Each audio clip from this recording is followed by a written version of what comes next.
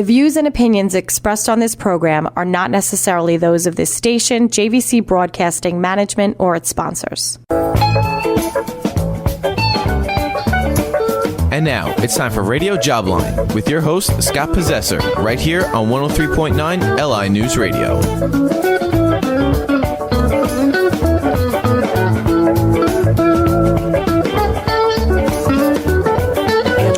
Welcome, everybody. You're listening to Radio Jobline with Scott Possessor. It must be Saturday afternoon at 2 o'clock, or it might be Wednesday night at 9 o'clock. We're on twice a week to talk about your career, talk about the workplace, talk about the issues facing talent acquisition in this world. We talk so much about the economy. I've been honored to have an economist join us over the last couple of years to get us through these shaky times we've been in. I think we're past them, the interest rate drop, so that's what we were hoping for. I'm also getting a lot of cards and letters from job hunters that are struggling out there. The job market has gotten a little bit tighter. The job creation numbers are not what they were. We're now creating 125,000 jobs per month. That's not the numbers we had 6-8 months ago. It's not the numbers we had post-COVID when we had that boom, and hiring was off the charts. So it's gotten less. So less jobs created, a little bit more on the layoff side. Companies are cutting back. It's almost like we're in a recession, except they're not calling it that because we haven't had the 2 quarters of negative GDP growth. But what we do have is a healing economy. When the interest rates start coming down, companies now have a little bit more money. They can borrow, they can expand their departments, they can get back to hiring. So this is a wonderful turnaround that happened in the last month. I'm hoping for another interest rate drop in perhaps in October, maybe one more in November, who knows? And then people will start buying houses again, and the economy will once again take off. So that's my little bit of a rosy picture, but that's my hope for the next couple of months. If you're a regular listener, you might have heard, this is my second to last Radio Jobline. I will be leaving the airwaves. This show will broadcast, that we're recording today, will broadcast Saturday. And then the following Saturday, which I believe will be October 11th or 12th, something you're going to have to check your calendars, will be the final broadcast of Jobline. They'll probably maybe run some reruns here and there when they need to, so I might not completely be off the airwaves, but I will stop recording shows next Wednesday, and so the following Saturday you'll be able to hear me.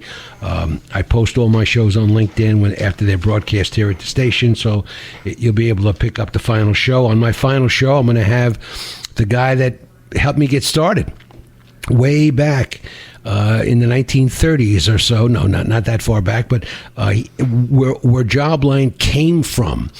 He's going to be my guest, and we're going to talk about the rise of the show and what it did for us, and what it did for Long Island. So keep an eye out over next week's show. Next week's show is the last Radio Jobline. So shout out to John Caracciolo, who gave me a home here for 8 years after I left News 12. And all the wonderful producers I've had, John, my current producer, Joe Adelman, who really operates the station, Bruce Shepard, who I reached out to many years ago, but particularly John Caracciolo, who could have let me go at any point and let me stay here all this time, and I really appreciate that. And I will continue to work, folks. I'm retiring from work. I'm retiring from the airwaves. So that's it. I'm still doing executive search. I'll be doing that for another year or two, and then I'll get into more of a full retirement. This is called a phased retirement, which we've talked about on Radio Jobline, and I'm in phase 1. So no feeling bad about it. I've had 34 years on the radio and television, and I feel really good about what I've done and the people I've helped. And when I run into people on the street, and people say, "Oh, you're Scott Possessor. You're the guy that helped me 20 years ago get a job when nobody else would give me a break." So I still get a lot of that, and people still recognize me, and I appreciate every one of them and every one of you that listen to this radio program. So let me not take up any more time, but tune in next week because you'll hear my final show. And I'm sure I'll say something that is worthwhile at that point. We'll find out. So today we're going to talk a little bit about rejection. And, I didn't just get anybody to be my guest. I got an expert who I know from television Jobline, was on my show 14 years ago or so when I was on News 12, Susan Anderson. She's a psychotherapist, a best-selling author, an expert on how to overcome abandonment and its aftermath of self-sabotaging patterns, author of 4 books, including The Journey from Abandonment to Healing, The Abandonment Recovery Workbook, Taming Your Outer Child, that was the one that I read, and Black Swan. She reaches out through her websites, workshops, and media to share her methods of abandonment recovery with victims of abandonment trauma, heartbreak, and loss around the world, and to promote profound positive growth. Her groundbreaking program is the product of over 30 years of research and clinical practice. Welcome, Susan, to Radio Jobline. Happy to be here, Scott. It's great. We ran across each other on LinkedIn some months back and put you on the calendar, and nobody knew at that time I was going to be leaving the air, so we just kind of took it casually. But this is my second to last show, and you were just saying you're still working and going at it after all these years, so good for you. Yes, and I'm glad you. to see that you're doing so well, and you look great, Susan. Thank you, Scott. So do you. You're not aging, so you pick it up a little bit with the aging. Anyway, so my story today is about job hunters, and they're sad. They're sad. They're not getting as many interviews as they were, so they get these rejection letters, which is bad enough, and then they go on the interview, and they're getting rejected because the competition is steeper, and there aren't as many jobs, so it hurts just a little bit more, to lose an opportunity. There aren't that many great opportunities being created. So it's, I think, a little bit more painful for them at this point. So I wanted to get to the bottom of what rejection is, and I know it starts with abandonment, and you're going to tell us all about it. And let's dissect what it is. What are people really feeling when they get rejected? Well, it feels like rejection, but what is it? Well, rejection taps right into the primal wound, the wound that we're just not enough. Primal shame. Right. The shame that we all share, but it feels very personal when we have it, that somehow we just missed the boat, we're not up to par, we didn't do it right, we didn't apply to the right places, we didn't develop our career properly. We blame ourselves and feel all of this shame that something is fundamentally wrong with us, that somehow we're missing the boat, that we're not enough. And it's a terrible feeling, but we all have it. Every human being, even if we're very well defended against feeling it, we all have this shame. And the shame is kind of similar from person to person, that feeling of somehow I individually just don't have enough. I'm not enough, I'm inadequate. And what's proving it to me is that I'm getting rejected in my quest to find a job. Right. And somehow they're not picking me up. I'm not winning at the game of beating out other candidates. I'm losing, and that's because there's something about me that is just turning them off, some inherent thing. We all have these feelings, and we don't say them out loud because we're ashamed of feeling all this shame. Right. So rejection is such a personal experience, and it hurts so much more than people are ever willing to admit, because we show strength by saying, well, I'll just keep trying and it's fine. And there's a pride to not being weak and cry over it and whine and complain, that if we can act very, nonchalant about the rejection, we won't cause other people to say, ooh, something's wrong with that person. They're having a lot of rejection. So we have it, we feel it, it's personal, it's painful, and we hide it more or less. Well, I think people need to let it out then, right? I mean, what can you do? So you just went on a job interview. You thought it went great. You're all excited. You wrote your thank you note for that time. A couple of days go by. You get the rejection email. What can we do to make ourselves feel better? Yeah, that silence of not getting a follow-up letter of saying, well, we've decided to accept you. The waiting for the gratification of having somebody to accept you, and it doesn't come. And what can you do? It's a terrible feeling. It's a helpless feeling. What can you do? And you just gave a hint. Putting it out there, telling people. You won't be the only one having all of this self-doubt about your personal worth. Telling people, because if you can sort of admit to your vulnerability and put it out there, other people can say, I felt that way last year, or I'm feeling that way now, and you start to find out that you're not alone. So that's one important thing, is to fight the shame, fight the idea that you're ashamed of being ashamed, and just say, okay, I really, this is really taking a toll on me, and I'm going to tell people that it's driving me nuts and it hurts a lot, and putting it out there. So that's one thing.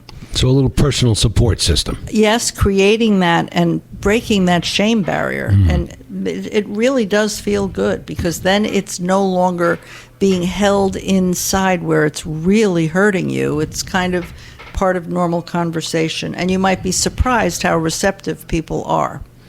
But that's not the only thing to do, because there's another part of us. It's the primal wound. It taps into that feeling of the fear of abandonment, the fear of somehow being left behind, not being worthy. We're going to be, ostracized from the group.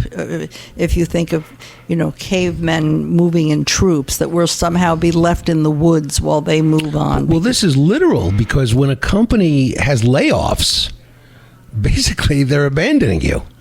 So I can see where abandonment comes in here. Oh, yeah.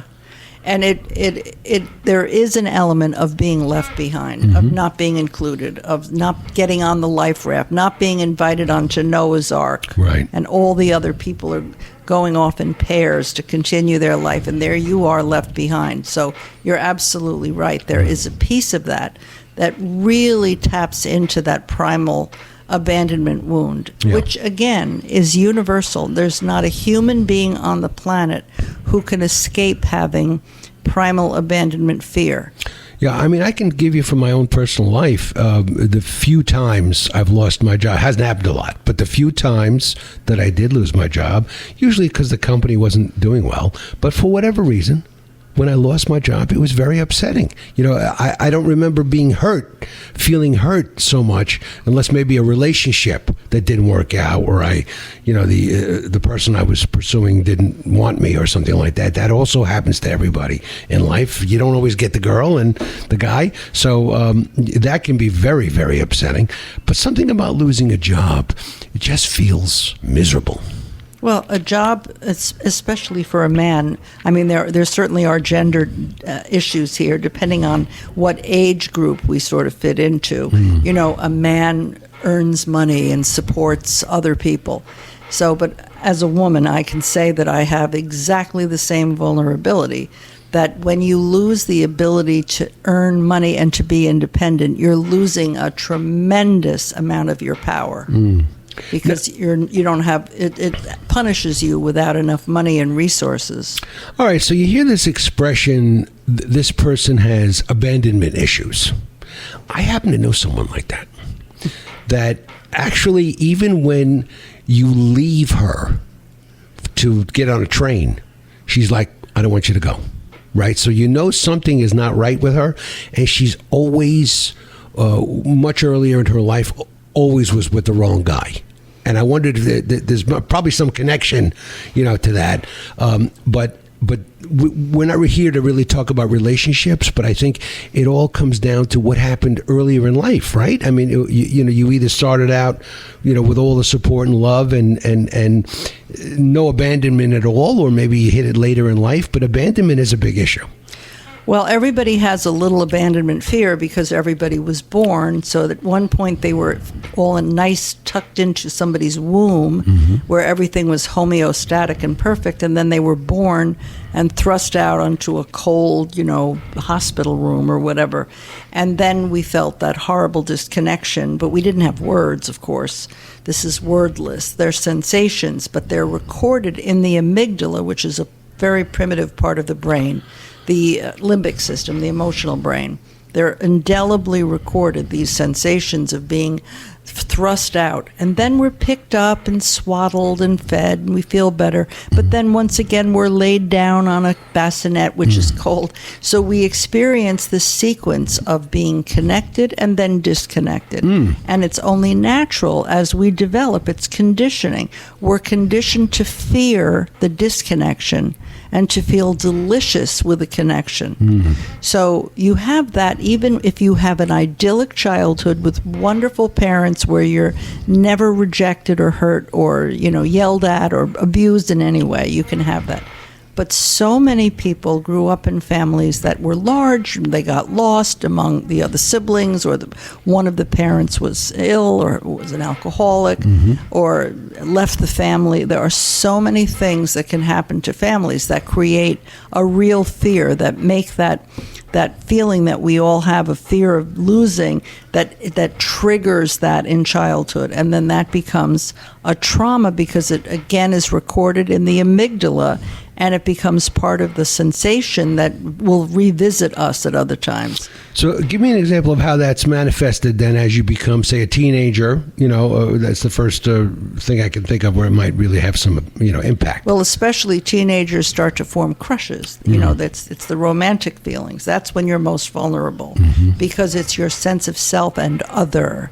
Can you hold on to the attraction of another person? Can you keep them interested in you? And when you can't, that feeling of rejection or not being powerful is a huge trigger. And that goes all the way back to when we were helpless infants who had been born, and now we have to wait for other people to make us feel secure and happy and meet our needs. It goes all the way back to those times.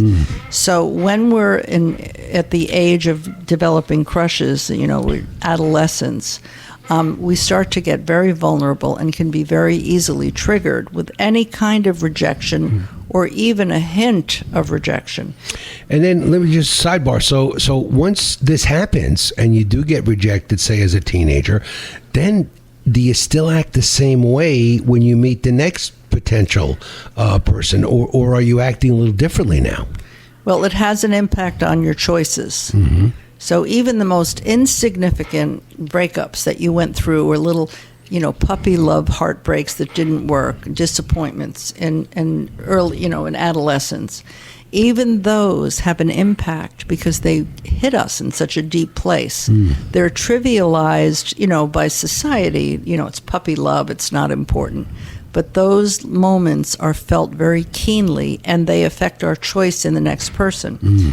So it could make us decide to settle in the next relationship where we're not as much in love, so that we don't have to feel as much insecurity because we don't care as much. So we're kind of like going into a relationship where we have the edge because we don't love the other person as much as that, or we get into a pattern where we are always choosing an unavailable person, somebody who's out of reach, and we're always straining to try to get them to love us. It can create all these different patterns.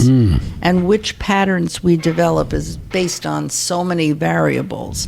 But the pattern itself, you can trace it back to some of these little, moments that we had in adolescence and then in childhood. All right, so let's fast forward now to your 20s. Now you're through the teen years. You've survived it so far, and could some of these relationship failures, could they impact your job searches? Does it have an immediate impact like that, or do you need to lose a job or two before it might impact you there? Well, a lot of these things have already impacted your self-esteem, how well you're able to love yourself. And what interferes in your ability to love yourself are thoughts that there's something unlovable about me, I'm not worthy, I'm not up to par, and those kind of feelings. That can affect your job search.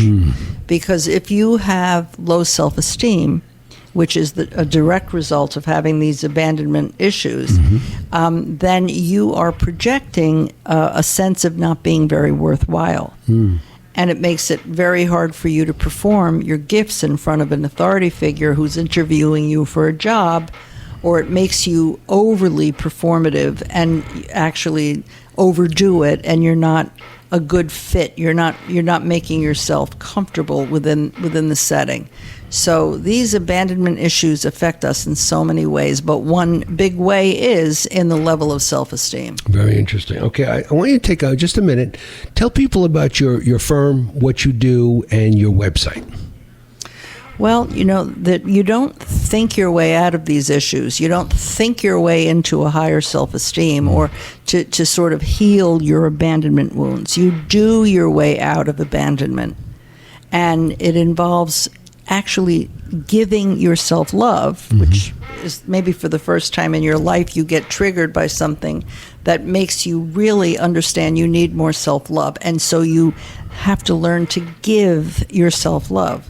And it isn't just by saying to yourself, I love myself. That's very superficial. It's by doing things for yourself. By taking actions. Let's give people your website, just in case they're interested, perhaps getting interested in a workshop or having you come to their place of business or work with them. I'd be thrilled to tell them that my website is abandonment.net. It's a net that captures everyone, and it has tools that are very effective that actually are part of a program that will build your sense of self and give you a new relationship with yourself and help you heal from abandonment. Okay. Abandonment.net. All right, you're listening to Radio Jobline with Scott Possessor and my wonderful guest, Susan Anderson, a psychotherapist and a best-selling author. We're talking about getting over the rejection that we all feel when we lose a job and many other things as well. I just wanted to announce, if you just joined us, this is my second to last Radio Jobline. Tune in next week and you'll hear the final Jobline with the person that got me started in the business. We got a lot more coming up. Stay with us. May the four winds blow you safely home. Roll away.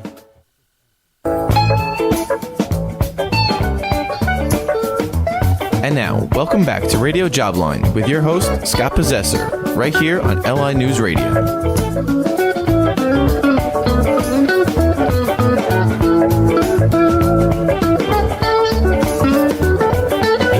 Welcome back to Radio Jobline. You're listening to the second to last Radio Jobline that will ever be broadcasted, folks. This goes back 24 years on television and 8 years here on radio. That's 30. How many years is that? 24 and 8 is 32. So 32 years on the airwave, always carrying the water for the job hunter out there and the workplace issues of today and so many things we've covered over the thousands of years that I've been doing this. And I just want to thank everyone at the station here at LI News Radio, JVC Broadcasting, John Caracciolo, everybody that's involved in management, Joe Adelman, my producer John, who's a fabulous guy, and all the guests that have been on Radio Jobline, some of them regulars that have been with me for years, that I want to send my thoughts and my love to and my appreciation for. And today we're actually talking about rejection. Let's try not to be a complete downer here altogether, because I am leaving the airwaves. People are asking me, though, before we go back to you, Susan, if I'm retiring from my job. And the answer is no. This has always been a hobby for me, a second career, sort of something creative that I've been able to use my communication skills for, but it's not where I've earned the large sums of money. Who earns the large sums of money? But where I've earned most of my living, I do executive search, as regular listeners know, and I'll continue to do that over the next couple of years. But got to cut down some things, and radio is the first thing to go. I'm in a phased retirement, so just all the appreciation and thanks for all the people that have listened to me all these years, ranting and raving about the job market and the workplace. So thank you all, and tune in next week, and you're going to hear the whole story of how I got into the television and radio business, and with the guy that got me started, and he didn't even realize it until recently. So it's going to be an interesting show, and it'll be my farewell to on the radio. So back with Susan Anderson here, talking about rejection. So many people getting rejected when they go on job interviews, and getting to the cause of the rejection, which is the abandonment issues that a lot of us feel starting early in life, and then they build on themselves if they keep happening. So but we haven't talked about self-sabotage, and I almost don't want to talk about it because who wants that? I mean, who wants to be self-sabotaging themselves in the workplace? Yet, Susan, we do it. Yes, we do. It's quite universal again. All this stuff is universal. This is all part of being human. Yeah. But imagine going through rejection in a job search. What does it make you want to do? The immediate gratification is, oh, let me just go watch television or forget it. It makes us want to procrastinate about sticking our neck out again. So that's not going to work. If it takes a tremendous effort to find a job, deciding to give up is definitely self-sabotage. It's a form of self-abandonment. You have a goal. The goal is to get a job, and a really good job. That's your goal. And you've been thwarted because nobody's hiring you yet, and you've had a lot of discouragement. And if you give in to that, you're abandoning your goal. You're a self-abandonment because you can't handle the feelings of rejection. So the idea is that self-sabotage is giving into, it's the immediate gratification rather than doing the hard thing, which is to somehow keep going, keep pursuing your goal, not procrastinating, not avoiding the difficult task. It's easier said than done. Just think how tempting it would be after a couple of discouragements not to want to get together with your friends and just get drunk or just, kind of veg out for a week or two. And it's okay to do some of that, some of the time. I mean, we do have to give ourselves pleasure about life. I mean, that's an important thing. But to actually then, slow down the progress of finding that job, that would be considered self-sabotage. So what do we do with that? But to recognize that we're doing it and to reverse the self-abandonment. And that means having a very strong relationship with ourselves that we don't yet have. We have to develop it.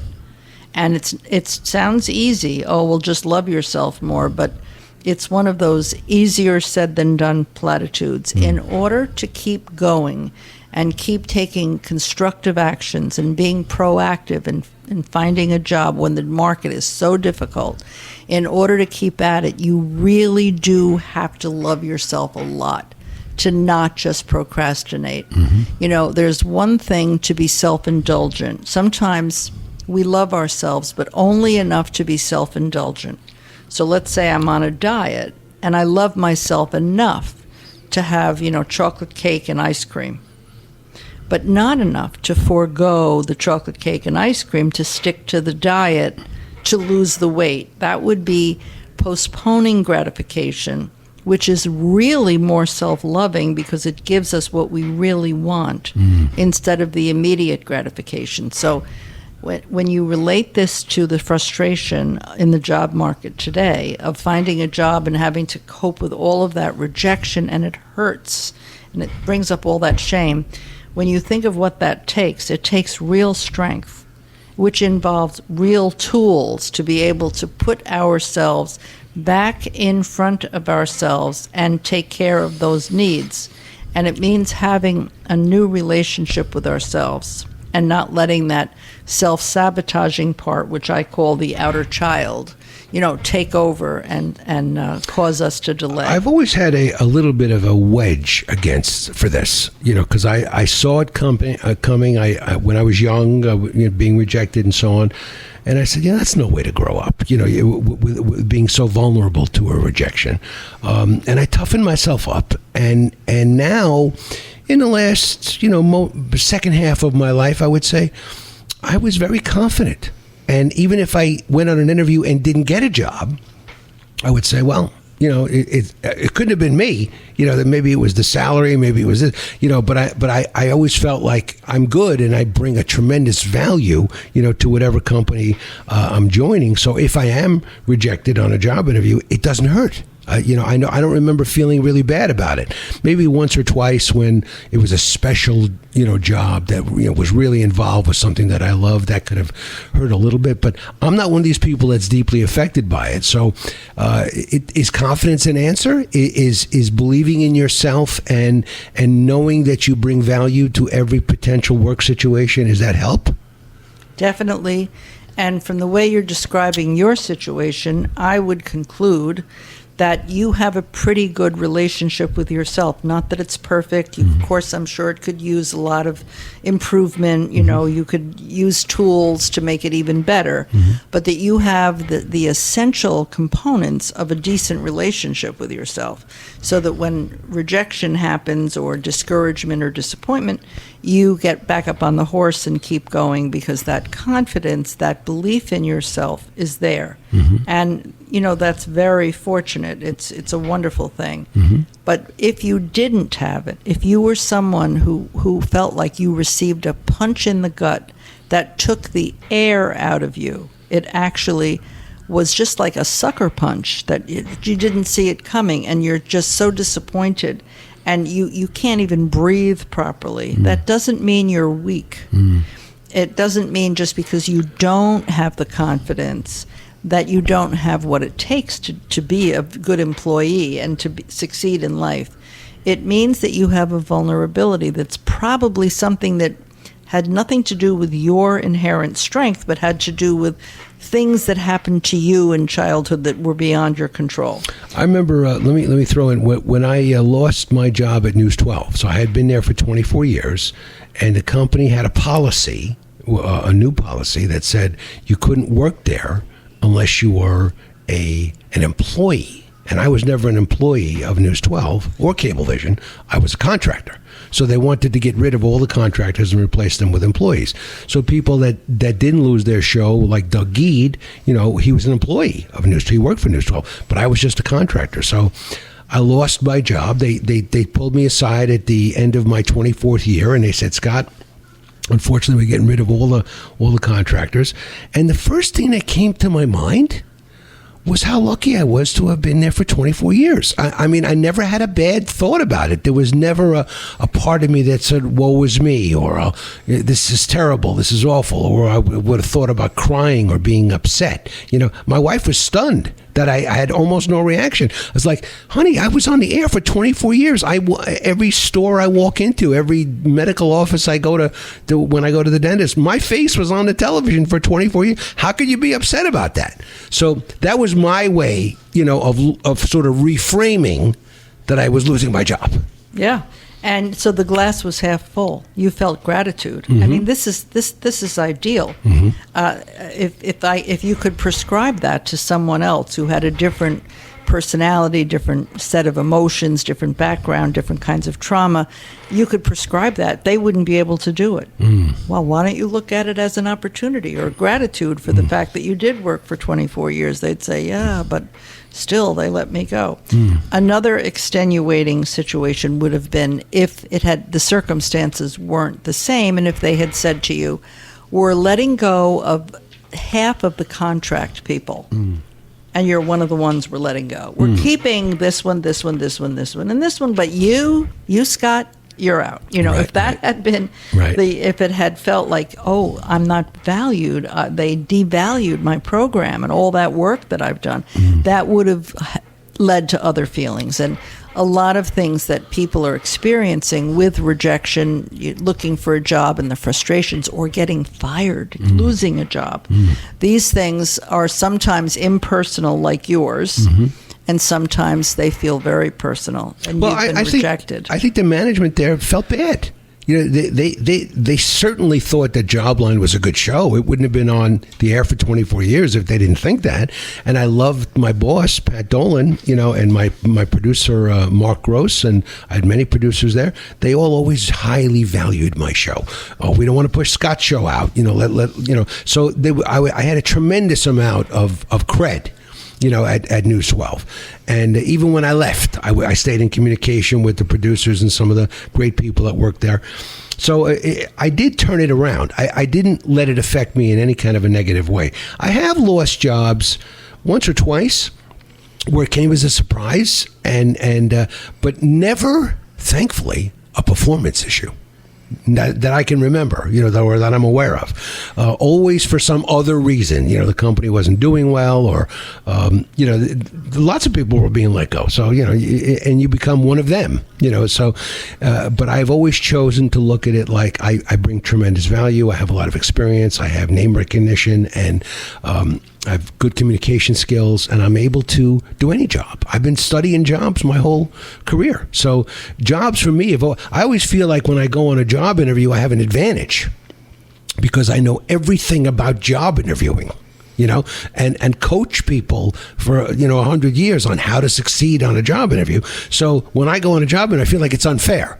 The playing field isn't level. I have a much better chance than most people. And so that's been my wedge. So I haven't experienced any of this, but it sounds horrible. Well, the way you're describing. I'm sure you've helped a lot of people who have experienced that because you're able to guide them. You can sort of help them bypass all of that with your arm around their shoulder, giving them sort of an encouraging word that they can't give to themselves at the moment because the wind has been knocked out of them. But you're able to say, do this, try that. Don't worry, this is this way. You can do that. And you've helped a lot of people, you've helped shore them up so that they could function like a person with high self-esteem. Right. And I guess let's get back to that. The self-esteem is key here, right? So when you lose your job and you already have fairly low self-esteem, then it gets worse. Well, yes, it's any failure that you big failure is losing your job when it's related to performance.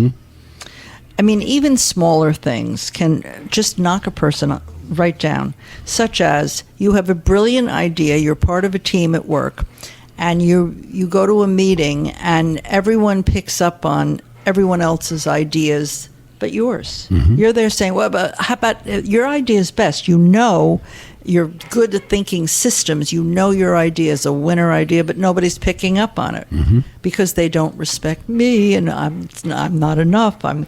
They somehow don't value my ideas. I'm not high enough. I'm not thought well of there or whatever, and that can hurt very much. Something as simple as that, as having an idea that isn't picked up on. So you can imagine what it feels like to be fired for performance. You're not fitting in, or you're not performing well enough. It is so devastating, and I'm not sure, Susan, that I would tell someone that if I was letting people go, and I have over the years. That's part of my job. I'm a manager, so I have had to let people go. But I'm not sure I would say that I'm firing you for your performance or because you're not fitting in. I would soften it. I would feel an obligation to soften it. Now, maybe I shouldn't, and maybe that's not the right thing to do, but I know the pain that's on the other side of that. So I would make it easy on, sir. I would say, Susan, we love you. We adore you. It's been great working with you. Things have changed here at the company, and I go into my spiel. But I couldn't see saying to someone, we're firing you for performance reasons. Yeah, I can't, knowing you the way I know you, I can't picture you firing someone in a way that would hurt them. I think what you're saying is very honest. But the person may think, yeah, but this one wasn't let go, and it must be something I wasn't doing enough of. So when you have that low self-esteem, even if the communication to you has been as favorable as I know that you would make it, of course, there can still be such an insecurity that somehow I wasn't enough. I couldn't win them over. I couldn't make myself valuable enough. See, I always knew it. I'm just inadequate. Those feelings that we all have, but they get so easily triggered in these situations. So how do we avoid the self-sabotage? The idea is self-sabotage is self-abandonment. It's taking the self and saying, I'm just not good enough. And when we realize that there's a part of us that we're really hurting, it's the kid inside all of us. That's the part that has the feelings, What we're doing is we are forsaking that kid. We're telling that kid, get away from me. We're rejecting our own inner self.